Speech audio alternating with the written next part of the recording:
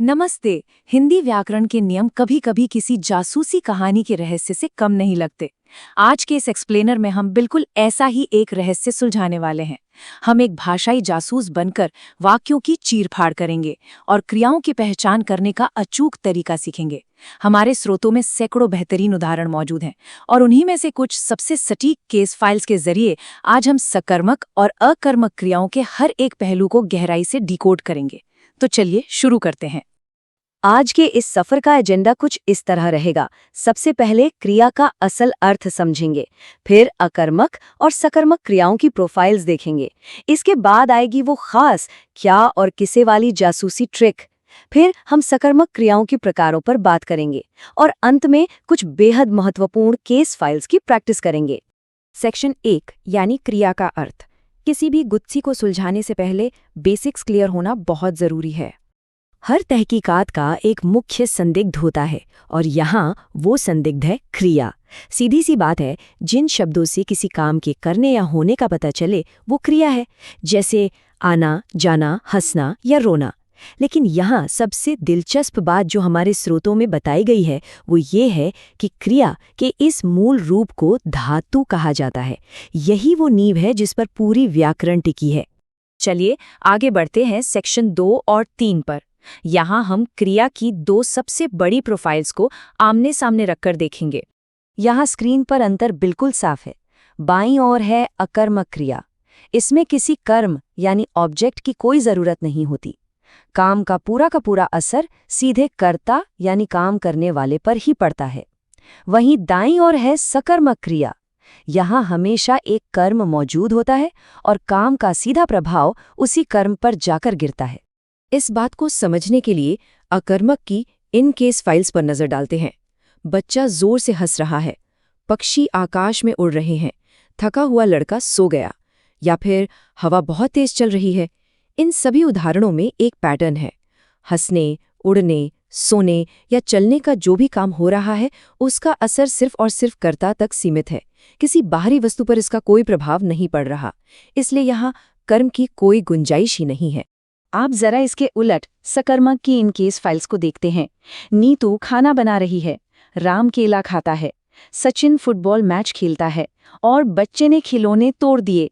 यहाँ बनाने का असर खाने पर, खाने का असर केले पर, खेलने का असर मैच पर और तोड़ने का असर खिलौनों पर हो रहा है।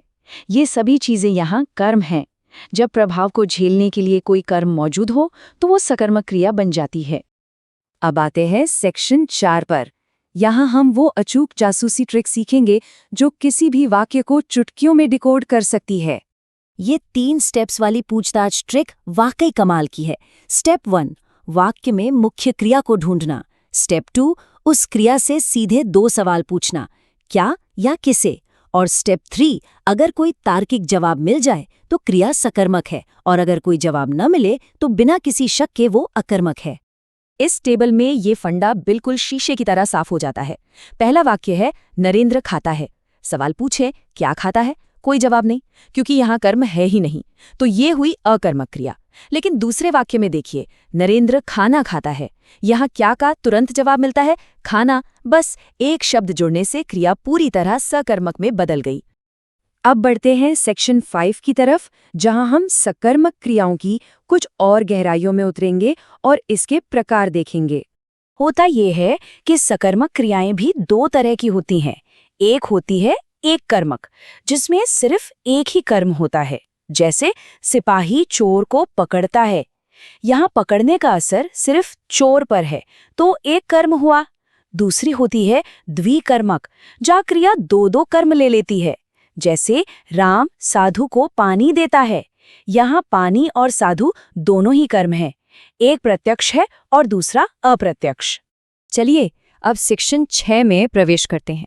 अभी तक जो कुछ भी सीखा है उसे कुछ अहम प्रैक्टिस केस फाइल्स पर आजमाने का वक्त आ गया है। ये रहा पहला केस, पक्षी आकाश में उड़ रहे हैं। अब जरा सोचिए, यहाँ उड़ रहे हैं क्रिया सकर्मक है या अकर्मक। आइए अपनी वही क्या और किसे वाली ट्रिक लगाकर देखते हैं।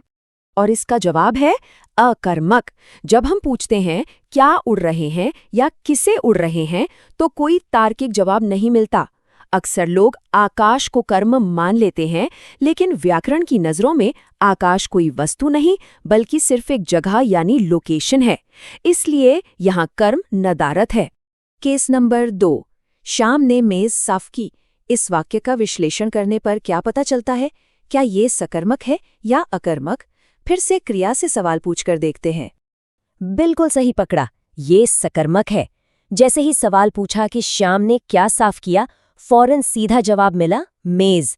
सफाई करने का पूरा असर उस मेज पर पड़ा है, और जहां प्रभाव झेलने वाला कर्म मौजूद हो वहां कोई दुविधा ही नहीं बचती। अब एक थोड़ा उलझा हुआ केस देखते हैं। मोहन ने श्याम को गाड़ी बेच दी। ये किस विशेष प्रकार की क्रिया है? इसे थोड़ा ध्यान से देखना होगा, क्योंकि इसमें एक से ज्यादा सुराग छिपे हुए हैं। शानदार! ये एक द्विकर्मक सकर्मक क्रिया है। हमारी जासूसी ट्रिक ने यहाँ एक साथ 2 कर्म ढूंढ निकाले। पहला सवाल, क्या बेची? जवाब मिला, गाड़ी। दूसरा सवाल, किसे बेची? जवाब मिला, श्याम को। 2 कर्म मिल गए, मतलब ये द्विकर्मक क्रिया का एक परफेक्ट उदाहरण है। और अब इस एक्सप्लेनर के बिल्कुल अंत में एक आखिरी इन्वेस्टिगेशन। बच्चा जोर से हंस रहा है। इस वाक्य पर क्या और किसे वाली ट्रिक आजमा कर देखिए। क्या काम का असर बच्चे पर ही रुक जाता है या किसी बाहरी वस्तु पर जाता है? इस दिलचस्प सवाल के साथ आज का ये भाषाई सफर यहीं खत्म होता है। उम्मीद है इस एक्सप्लेनर से व्याकरण के ये नियम अब बिल्कुल स्पष्ट हो गए होंगे।